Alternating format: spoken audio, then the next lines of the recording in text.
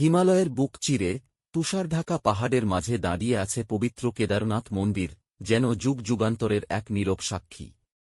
কিন্তু এই মন্দির কিভাবে তৈরি হল? তার পেছনে আছে এক রহস্যময়, ভক্তি আর ত্যাগে ভরা কাহিনী। অনেক অনেক বছর আগে মহাভারতের যুদ্ধ শেষ হয়েছে। পাণ্ডবরা যুদ্ধ জিতে গেলেও তাদের মনে শান্তি নেই। কারণ এই যুদ্ধে অসংখ্য মানুষ প্রাণ হারিয়েছে, এমনকি নিজের আত্মীয়রাও। এই পাপ থেকে মুক্তি পেতে তারা সিদ্ধান্ত নেয় ভগবান শিবের কাছে ক্ষমা চাইবে। পাণ্ডবরা প্রথমে কাশী গিয়ে শিবের খোঁজ করল, কিন্তু শিব তখন তাদের সামনে আসতে চাননি। তিনি জানতেন পাণ্ডবদের পাপের বোঝা ভারী। তাই তিনি গোপনে হিমালয়ের দিকে চলে যান এবং একসময় একটি ষাঁড়ের রূপ ধারণ করেন। পাণ্ডবরা হাল ছাড়েনি। তারা পাহাড় পর্বত পেরিয়ে শিবকে খুঁজতে থাকে। অবশেষে তারা গড়ওয়াল হিমালয় অঞ্চলে সেই ষাঁড়টিকে দেখতে পায়। কিন্তু ভীম বুঝতে পারে এই ষাঁড়টি আসলে শিব।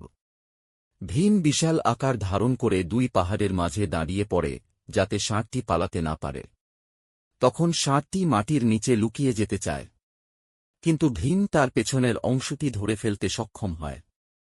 সেই মুহূর্তে শিব তার আসল রূপে প্রকাশিত হন।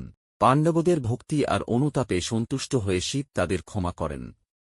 সেই স্থানেই, যেখানে শিবের দেহের পেছনের অংশটি প্রকাশ পেয়েছিল, সেখানে পাণ্ডবরা একটি মন্দির নির্মাণ করে। এটাই আজকের কেদারনাথ মন্দির। কথিত আছে শিবের শরীরের বিভিন্ন অংশ বিভিন্ন স্থানে প্রকাশ পেয়েছিল, যা পরে পঞ্চকেদার নামে পরিচিত হয়। আর তার মধ্যে সবচেয়ে পবিত্র ও প্রধান হল এই কেদারনাথ। সময়ের সাথে সাথে এই মন্দির বহু ঝড়ঝাপটা সহ্য করেছে, বরফ ঝড়, বন্যা, প্রাকৃতিক দুর্যোগ। তবু আজও এটি অটুট, যেন শিবের আশীর্বাদে রক্ষিত। আরও একটি বিশ্বাস আছে, অনেক পরে আদি শঙ্করাচার্য এই মন্দিরকে পুনরুদ্ধার করেন এবং এখানে ভক্তদের জন্য পূজার ব্যবস্থা করেন। তাঁর হাত ধরেই কেদারনাথ আবার নতুন করে জীবন্ত হয়ে ওঠে। আজও হাজার হাজার ভক্ত কঠিন পথ পেরিয়ে এখানে আসে, শুধু এক ঝলক শিব দর্শনের আশায়। পাহাড়ের নীরবতা, মন্দিরের ঘণ্টাধ্বনি আর ভক্তদের প্রার্থনা, সব মিলিয়ে কেদারনাথ যেন এক স্বর্গীয় অনুভূতি।